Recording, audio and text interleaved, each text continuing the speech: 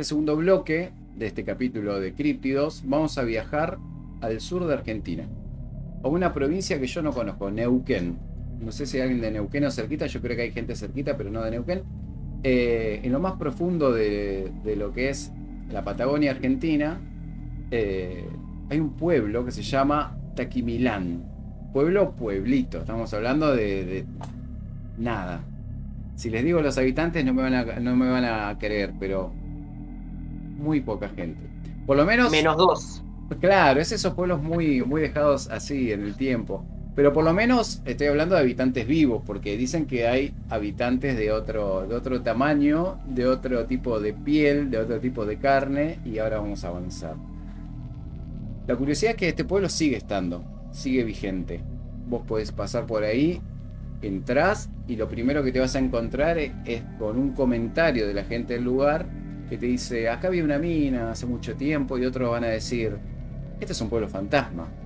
Y yo voy a decir, pero ¿qué fantasmas? Fantasmas porque hay fantasmas. Y mira, hay una historia que dice que sí, y hay una historia que dice que se volvió fantasmal por el hecho de que hubo muchas muertes debido a una situación caótica, y a partir de eso la gente se empezó a ir.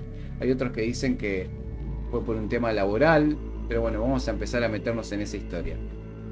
Ahí, otro de los comentarios que opinaba la gente dice que es donde silba el viento entre las montañas, se junta con la soledad que envuelve la tierra. O sea, dicen, ¿dónde queda Taquimilán? Algunos dicen una dirección y otros dicen, es justo el punto donde donde el viento silba entre las montañas y la soledad envuelve la tierra. Así que empieza como medio poético. Vieron que estos lugares hay gente de otras creencias, entonces es todo muy metafórico, pero dentro de las metáforas hay situaciones que debo decir, para, sos metafórico, pero me Igual, estás diciendo algo muy puntual. claro. Está muy Igual bueno. subite un Uber, ¿no? Subirte un Uber y decirle, ¿hasta dónde vas? Hasta donde sopla el viento entre la montaña y la Dale. soledad te Bueno, deja acá en... bueno, media hora. espera que te digo cuánto es al llegar. Así es. Bueno, nada, dicen que ese lugar, por lo menos por lo que dicen, quedó como atrapado entre el mundo de los vivos y de los muertos, como ya les adelanté. Y hace muchos años fue una comunidad próspera donde la gente vivía netamente de las minas de carbón. Aquellos que conocen esas historias de lugares donde la gente se enfocaba solamente en un trabajo, saben que cuando eso cierra, el pueblo dicen, bueno, nos mudamos, nos vamos a otro lado. Imagínense estar en un lugar donde solamente se dedican a una sola cosa y hay algún que otro negocio. Hasta el día de hoy sigue pasando, ¿no? En las minas, en los pozos petroleros. Cuando se termina el trabajo, dicen, bueno, hasta luego, quedan las casas ahí, quedan las chozas ahí y la gente se va. Pero acá hubo algo más. En 1940 empezó lo que sería la minería en Taquimilán, ¿sí? Empezó a desarrollarse, digamos, Taquimilán, porque primero empieza la mina y luego arranca el pueblo. Entonces lo primero que se hizo fue analizar la mina, ver qué tan apta era para extraer cosas.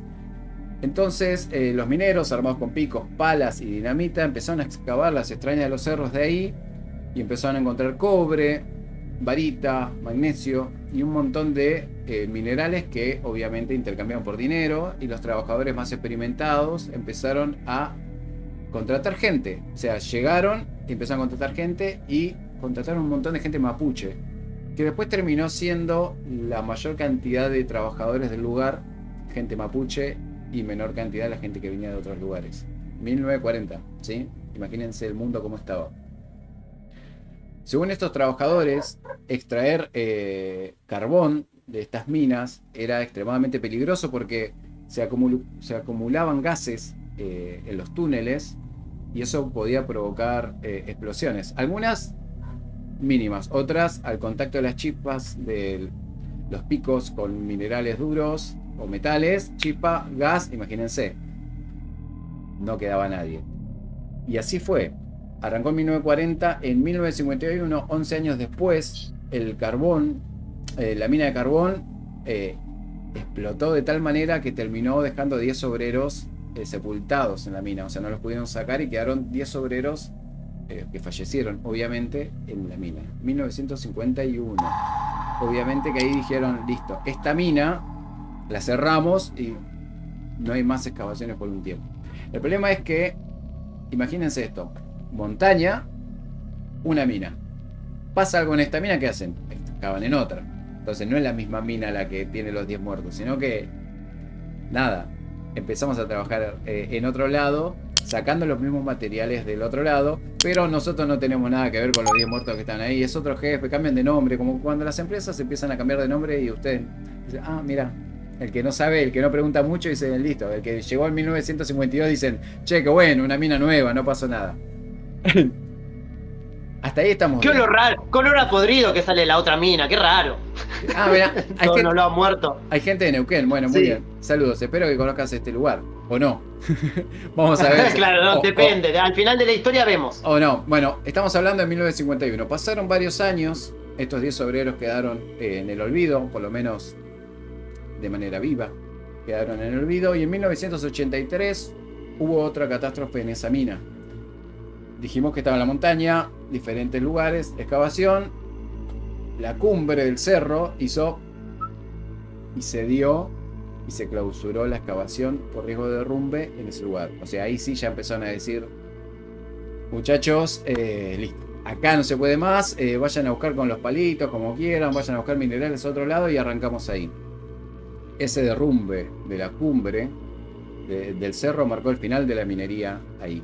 Y al final de la vida para todas las familias ahí, imagínense. Estuvieron en 1983 un par de años ahí viendo, a la mayoría tenían sus casas, era gente que se establecía y se ponía a construir ahí.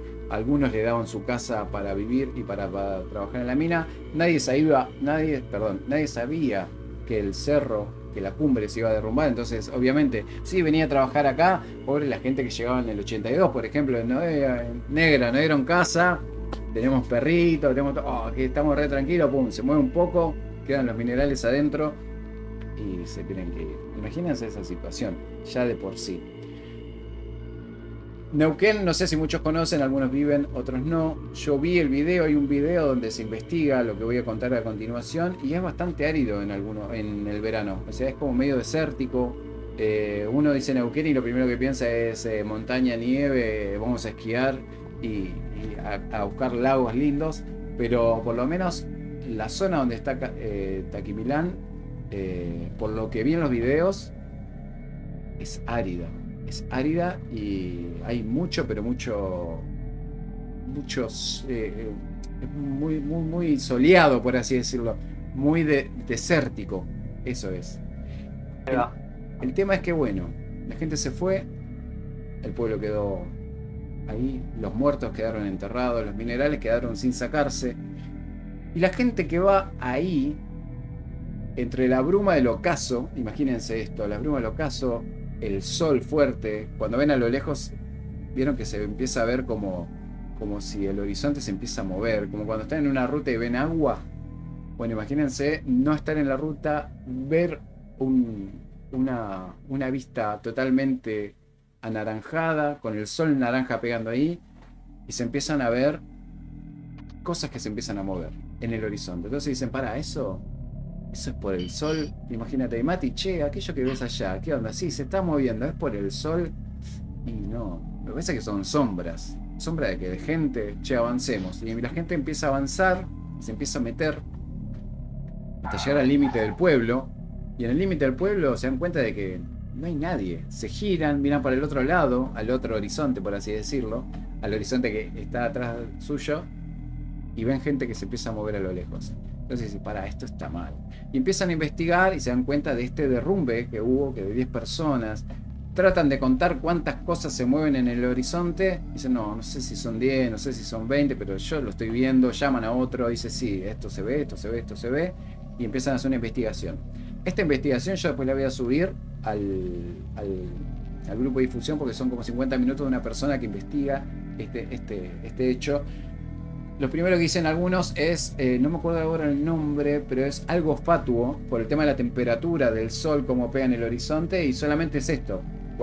¿Vieron cuando está el fuego y se ve arriba como un movimiento que no se sabe?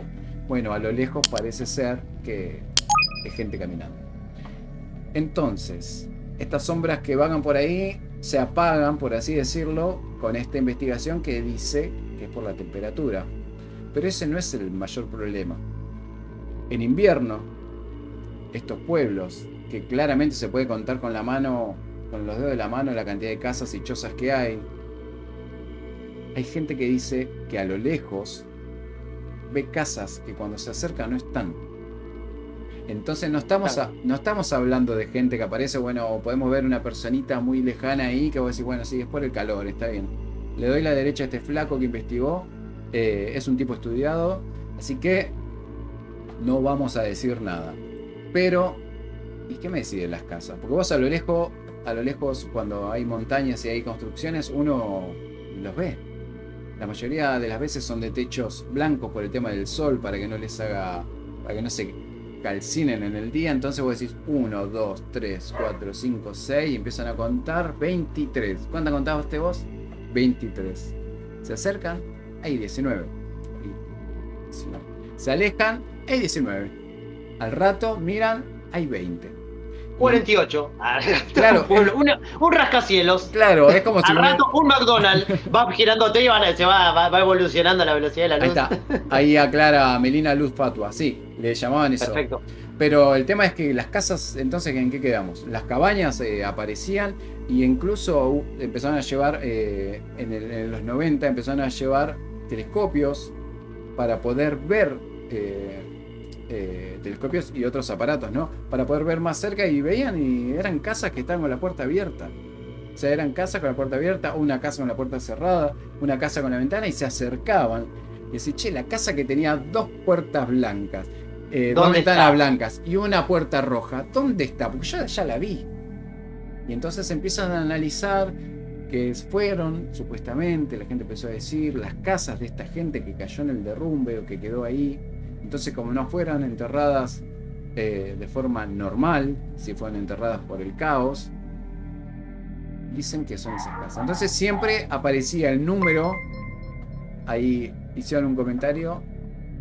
Bueno, se suscribió al canal. Vos no lo escuchaste, pero yo lo escuché. Muchas gracias. Emilio. Emilio. Muchas gracias, Emilio. Así que pasaba eso. O sea, justo vamos a suponer que el número de pueblerinos tenía 15 casas. Lo máximo que podían contar era 25, porque eran las 10 casas de esta gente que ya no estaba. Porque fue en el 51 y estamos hablando de que en el 83 se cerró. Entonces, imagínense que ahí hubo muchas variables. Muy bueno, o sea, hay casas fantasmas, básicamente. Lo loco es eso, o sea que más allá de que puede ser la luz fatua, como me decía Melina, la gente se puede variar en ese calor, pero las casas no se pueden zafar. Y además hay un tema ahí que el equipo de investigación que llega cuenta lo mismo. O sea, no es que vos decís, bueno, por una visión puede ver 1 o 10 personas, o 1 o 10 oasis a lo lejos de la ruta. Ahora, pero cuando todos ven, boludo, yo estoy contando 25 casas. ¿Vos cuánto estás contando? Sí, 25. Yo estoy viendo lo mismo que vos. Entonces empezaron a hacer una investigación. Y empezaron a ver eso. Entonces, ¿por qué aparecen las casas? Es una de las preguntas. Pero ¿por qué desaparecen las casas? Porque en definitiva es, ¿cuáles son las casas que están? ¿No?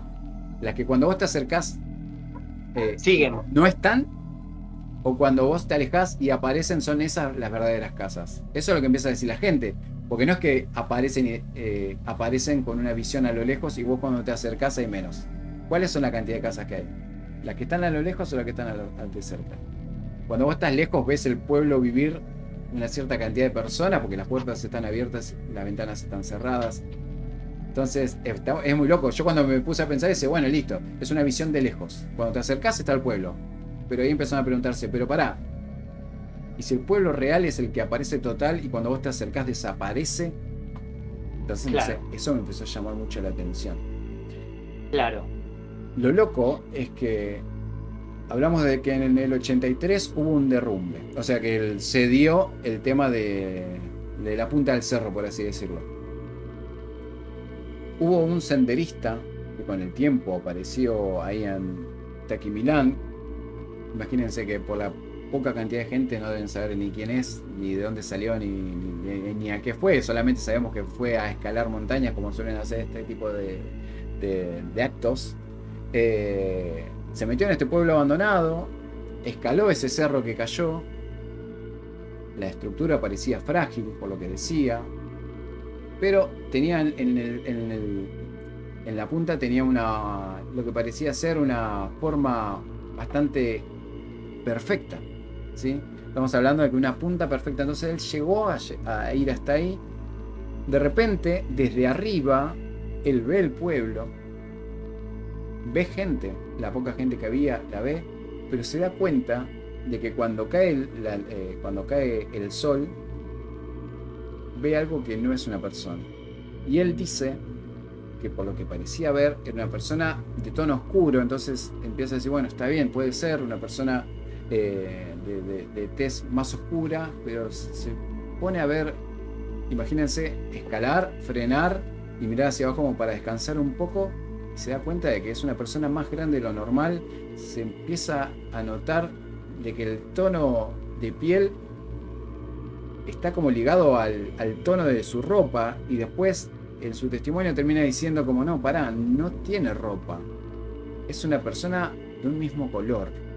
Y cuando se pone a ver, dice, no, analizándolo con el tiempo, no era una persona que tenía la tez oscura. Y le empiezan a decir, bueno, pero decime qué es lo que vos veías. Era una persona de barro, dice él. O sea, yo, desde la cumbre, nadie subía a la cumbre porque estamos hablando de que se derrumba y la gente de ahí no iba a subir, menos sabiendo que desaparecen cosas. Esta persona, que al parecer fue la primera persona que subió después del derrumbe, desde ahí, pisando el barrio de la cumbre, podía ver a esta persona humanoide creada de barro, un golem, por así decirlo. Era el golem de Taquimilán. Y a partir de ahí empezaron a analizar y empezaron a dejarlo por escrito que el golem de Taquimilán fue el que vengó, esto es una leyenda, ¿no? Luego de estas dos situaciones, fue el que vengó a los muertos y fue el que, para los creyentes, hizo que la montaña cediera para que la gente se vaya. Así que esa es uno de los críptidos, por lo menos, de Taquimilán, que es el golem que vengó a la gente que estaba trabajando ahí y dejaron sepultada. Que en realidad, para una criatura puede decir, dejaron un montón de gente ahí, nadie lo fue a buscar, y no se puede. Desde el humano, ¿no? Y después estaba que para que se vayan y deje de suceder eso, mueve la montaña al golem y hace que la gente se vaya, y claramente lo logra. Así que tenemos un golem en Neuquén, o por lo menos eso es lo que dice la gente de ahí.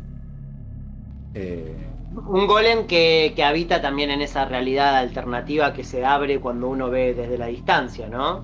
Desde la distancia uno ve cómo muta el pueblo, y desde la montaña ve cómo la criatura está en el pueblo. O sea, es muy loco. Hay muchas culturas que tienen, muchos pueblos originarios que tenían en su formación casi de origen, hablaban de humanos grandotes, de gigantes, de criaturas con los que tenían un vínculo, y que muchas veces los consideraban criaturas que se podían manejar en el tiempo y espacio. Sí. Criaturas que se manejaban interdimensionalmente, a pesar de que los pueblos no usaban el término interdimensional. Sí hablaban de criaturas que se podían mover de una parte a otra del mapa como quisieran, y que eran gigantes. Que hoy en día se sigue investigando si muchos de esos relatos no estarían ligados efectivamente justamente con esto de la posible evidencia que hay de gigantes en el pasado en la Tierra. Si esos gigantes no fueron de algún modo no solo reales, sino que tenían también algunas otras clases de virtudes. Claro, a mí lo que me llama mucho la atención es que es un pueblo que no sabes en realidad cuánta gente habita, no sabes en realidad cuántas criaturas habitan, ni sabes en realidad qué pasó. Con el tiempo, en el 2012-2011, fueron un par de geólogos a analizar la mina que quedó ahí. O sea, está cerrada, pero uno puede entrar. Ya sabemos todas las películas de terror y todas las películas de viajes en el tiempo, que uno puede entrar a las minas cerradas. No están cerradas literalmente. Y encontraron un montón de cuestiones. Los geólogos no tan creyentes llevaron equipo de gente del lugar. para analizar, para sacar algunas cosas. Quedan muchas cosas adentro que quizás en algunas situaciones se utilizan para otras situaciones, como los carros, como las vías, como un montón de cuestiones. Entonces, para abaratar costos para otras excavaciones, tratan de decir, bueno, sacamos esto y salimos. O sea, no vamos a excavar, sino que vamos a entrar, sacar y salir. Y decían que había también criaturas de menor tamaño, con ojos amarillentos a lo lejos, que algunos dicen que eran duendes, otros dicen que no, que eran mamíferos que estaban metidos ahí adentro y por el tema de la luz se veían los ojos brillantes. Nada, llegan hasta ahí y se vuelven, sacan lo que tienen que sacar y nada más. Es muy loco que la gente se cruce con estas situaciones y no pueda hacer más que contarlo como una historia. O sea, imagínense que nosotros vamos el día de mañana a una mina porque tenemos que trabajar, nos encontramos con que vemos un par de ojos amarillos y lo único que podemos hacer es nada, contarlo, vivirlo. Salir corriendo y contárselo a otra persona. El problema es que estaban trabajando, o sea, no puedes salir corriendo y decir, che, ¿sabes qué, jefe? Me fui a mi casa. Pero nada, es muy interesante porque, nada, se vuelven a multiplicar los casos. No hablamos solamente de un golem de Neuquén, hablamos de un golem que también Nervus habló en su momento, un golem en 11, hablamos del golem judío de otro lado, hablamos de un montón de cuestiones, hablamos de duendes que quizás aparezcan o quizás no aparezcan, que aparezcan y desaparezcan justamente como en este pueblo. Lo más lindo que me pasó con esta historia es que salió una noticia, que está el video donde se puede ver la luz fatua y se puede analizar y sacar sus propias conclusiones, que después la vamos a contar, lo vamos a compartir. Y nada, que una criatura aparezca y desaparezca puede ser, pero que una estructura aparezca y desaparezca ahí ya me llama mucho la atención. Siempre pensé, ¿por qué los fantasmas la mayoría de las veces son solamente seres humanos? ¿Qué pasa con los árboles? Joe Hill, si no recuerdo mal, escribió un cuento en su libro Fantasmas, creo, de un cuento que el flaco podía ver los árboles, el fantasma del árbol, por así decirlo. Creo que está en 20th Century Ghost. En Fantasmas. Bien, bueno. Sí, creo que está ahí. Pero bueno, siempre pienso en eso.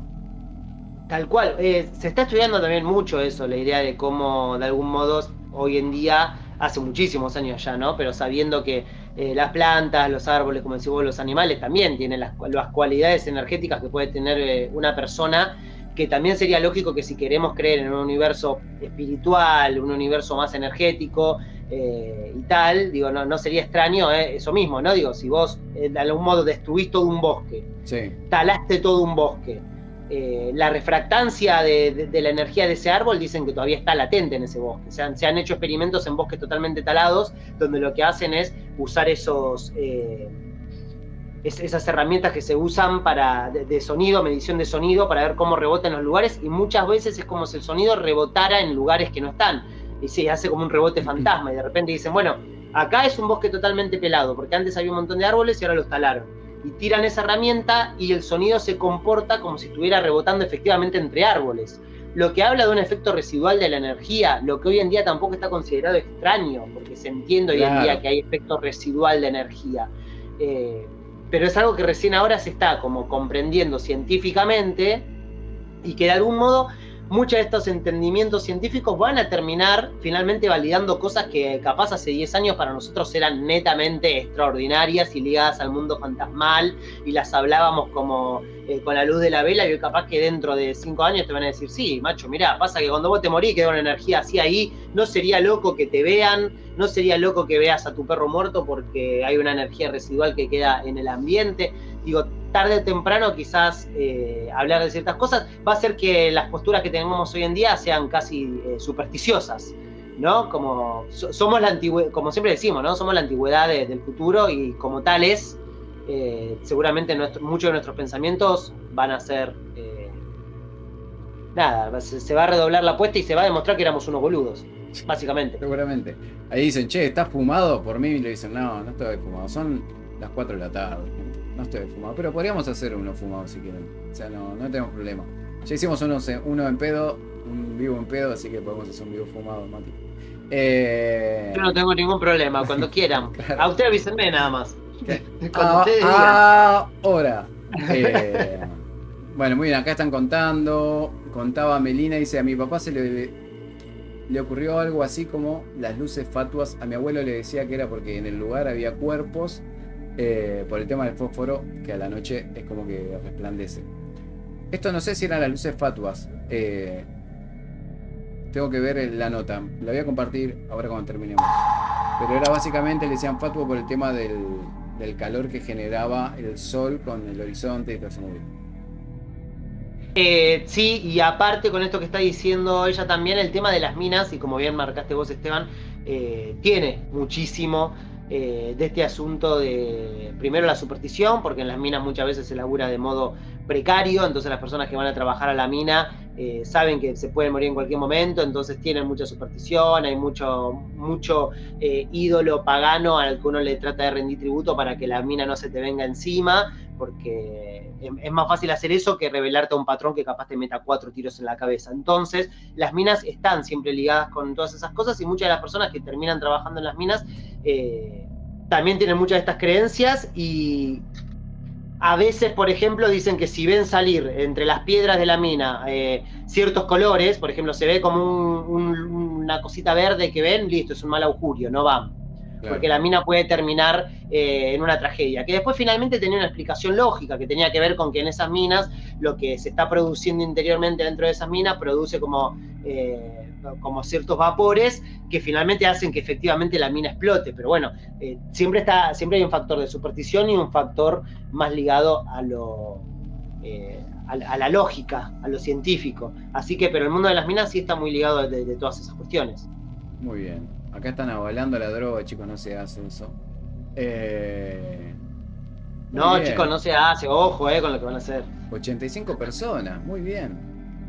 Muy bien, sí. Muchas personas conectadas hoy viernes, tempranito. Van a poder ver el vivo durante el fin de semana, muy interesante también. Se ha cortado una vez sola y casi ni se notó, así que muy bien también. Ya le vamos a contar la vuelta. No estamos hablando con el mismo vocabulario, claramente, con el aparato este, pero creo que salió bien. No sé si lo escucharon bien. Yo creo que está saliendo muy bien. Dice acá. Sí. Vos. Decilo. Vos. Sacenat dice que YouTube no me notificó. Más YouTube, ustedes tienen que venirse a la pestaña comunidad una vez por semanita, vénganse, chusmen y ahí van a tener la data, porque YouTube se pone la gorra y no dice. El perro que ladraba de fondo era residual, pregunta Ale. Sí, saben que a veces igual esto es raro. Nos ha pasado en muchos vivos que se escuchan ladridos, que a veces están los ladridos, pero después hay otro momento donde no hay ladrido en la casa de Esteban ni en la mía y se escuchan ladridos. Y eso es rarísimo. Del mismo modo que a veces se escuchan otros sonidos extraños, pero eso lo podemos dejar para otro momento. Si pueden, pongan el minuto y el segundo donde se escucharon los silbidos y yo después lo edito. Lo corto, digamos, porque yo no estaba. Si escuchamos siempre en un micro, lo escucho por el micrófono, no lo escucho por esto. Entonces, lo escucho porque estoy conectado al micrófono de hoy. Y capaz me está llamando mi hija y yo no escucho y hago así y estoy escuchando todo. Entonces, el silbido, mierda, pasó una persona silbando y se quedó acá en la puerta. Lo apagué y no. Le pregunto a Mati, que creo, pongo la mano en el fuego totalmente, y no estaban silbando. No. Tenías al golem silbando en la puerta de tu casa. El golem silbando en la puerta de tu casa. Iba a ser un chiste de mal gusto. A lo mejor no hay nada porque barro, el golem. No, mejor no hay nada. No. Es muy bueno.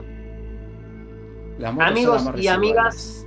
A ver, sí, motos se escuchan todo el tiempo. Sí, además cuando es de tarde, calculen que nada, está todo el mundo levantándose la siesta. Yo creo que deberían estar todos escuchando el programa, dándole me gusta y donando, pero bueno. Amigos y amigas, hablando de eso, este es el momento en el que le ponen el último me gusta acá. Creo que hoy cumplieron con los me gusta porque tenemos 86 me gusta, así que estamos con la cantidad de gente. Gracias a todos los que pusieron me gusta. Gracias a todos por haber participado. Este es el momento, como dijo Esteban, de que algunos se están levantando de la siesta, otros van dentro de un rato a cerrar su jornada laboral. Sea como sea, el viernes está en pañales, como se suele decir. Así que gracias por haber pasado la previa con nosotros. Así es. Y no se olviden de sintonizarnos. Obviamente, nos pueden escuchar por Spotify, poner me gusta en Spotify, poner puntuar los programas que no se puede hacer en YouTube, que está bueno eso ahí.